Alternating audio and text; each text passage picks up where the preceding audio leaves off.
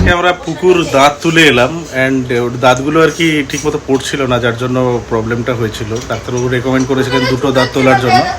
তো এখন দেখতে পাচ্ছেন ওর মার সাথেও কনভারসেশন করছে। তো পুরো ভিডিওটা ডাক্তারবাবু রিভিউর সঙ্গে কীভাবে দাঁত তোলা হলো আমরা আপনাদের সঙ্গে শেয়ার করতে চলেছি। Please stay tuned till this video and thank you very much guys. দেখুন দাঁত তুলতে যাচ্ছি বলে কি অবস্থা, দেখুন পালিয়ে গেছে। এবার বন্ধুরা আমরা দাঁত তোলার জন্য কিন্তু বাইকে করে বেরিয়ে গেলাম ডাক্তারবাবুর উদ্দেশ্যে। আর আমাদের বাড়ির কাছাকাছি থাকা গুরু নানক ডেন্টাল কলেজ যেটা আছে, তার প্রফেসর যিনি আছেন ওনাকে কিন্তু আমরা প্রাইভেটে দেখাই এই দাঁতের জন্য।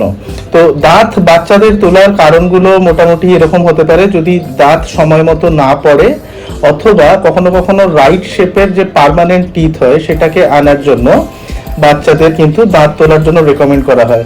এছাড়া কখনো কখনো মাড়ির ইনফেকশনে বা অন্যান্য কোনো কারণেও কিন্তু দাঁত তোলার জন্য বাচ্চাদের ক্ষেত্রে বেবি টিথ রিমুভালের জন্য কিন্তু ডাক্তাররা অ্যাডভাইস দিয়ে থাকেন। তো আমরা এক্সরে করিয়ে আজকে দেখতে পেয়েছি যে ওর কতগুলো দাঁত কিন্তু চলে এসেছে নিচে, কিন্তু ওপরের দাঁতটা না পড়ার জন্য দাঁত কিন্তু আসতে পারছে না পার্মানেন্ট টিথ। তাই জন্য আমরা চলে এলাম এই পার্ল ডেন্টাল কেয়ারে, যেটা কিন্তু সোদপুর হাই স্কুল যেটা তার ঠিক পিছনে। আর আমরা এখানে এখন ওয়েট করছি, যেমন আপনারা দেখতে পাচ্ছেন ডাক্তারবাবুর জন্য। আর ছোট্ট করে দুটো ভিডিও রেকর্ড করে দিলাম। তো বেসিক্যালি এই দাঁত কখনো একে কিন্তু আপনারা, আমি অনুরোধ করব যে ইগনোর করবেন না। কখনো কোনো দাঁত যদি ডাক্তারবাবুরা তোলার জন্য রিকমেন্ড করেন, বেসিক্যালি অ্যাডাল্টদের ক্ষেত্রে সঙ্গে সঙ্গে কিন্তু ওটা তুলে ফেলুন। এখন ওর দাঁত চেক আপ করা হচ্ছে, পুকু খুব টেন্সড দাঁত তোলার ব্যাপারে। চলুন ভিডিওতে কি হচ্ছে দেখে নিন।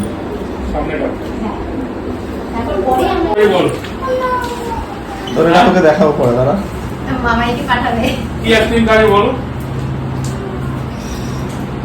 তোলা পরে কি আইসক্রিম খাবে বলো। আমি তো কি বললাম, আমি তো থেকে ছোট ছিলাম তখন আমার দাঁত তুলেছে, তাহলে তোকে আমাকে বললি যে মা তুমি চলো, তাহলে আমি সাহস পাবো না। আছি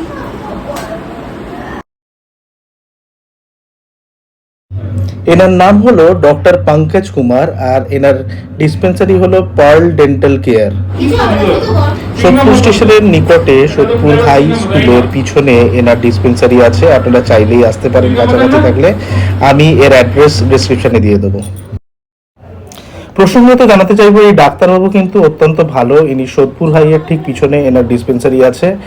আর আপনি যদি কখনো গুরু নানক ডেন্টাল কলেজ বা এই ধরনের কোনো ডেন্টাল কলেজে যান, দেখবেন ওখানে কিন্তু অনেক ক্ষেত্রেই আমাদের ট্রিটমেন্টটা 4th ইয়ারের যে স্টুডেন্ট থাকে তারা করে থাকেন। কিন্তু বাইরে গিয়ে আপনি যদি প্রাইভেটে এইভাবে দাঁত দেখান তো ডেফিনেটলি অনেক বেটার সার্ভিস পাবেন। আর এনার সার্ভিস তো ডেফিনেটলি অনেক ভালো। গুগল থেকে ওনার রিভিউ চেক করতে পারেন এই নামটা দিয়ে।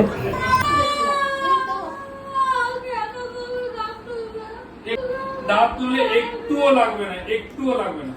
তুই একবার তুলে সাহস হয়ে যাবে। হ্যাঁ, যদি লাগে তাহলে আমি তুলবো না।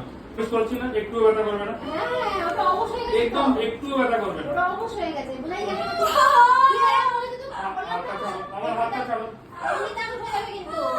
ওরা করলে নো না একটুও ব্যথা করবে না। নড়লে এমনি দাঁত উঠে যাবে। কোথায় ব্যথা করছে?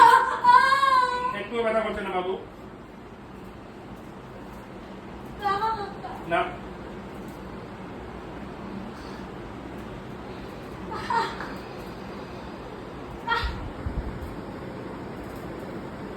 সেটা তো ব্যথা করছে না। আমি তো বললাম ব্যথা করবে। হাতটা নিজের কাছে রাখ, হ্যাঁ হাত দুটোকে ধরে থাক।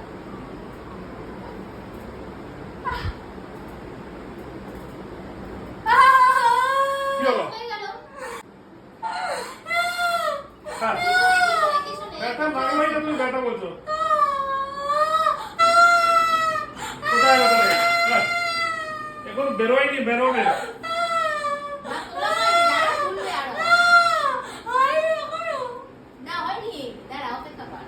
আরে আমি তখন এই দাঁতটা নাম। আর এই দাঁতগুলো তো পড়ে গেছে, তাহলে এখানে দাঁত কেন? কোন দাঁতটা পড়ে গেছে? এই যে এই সামনে চারটে দাঁত। না দিদি, এটা কেনাই।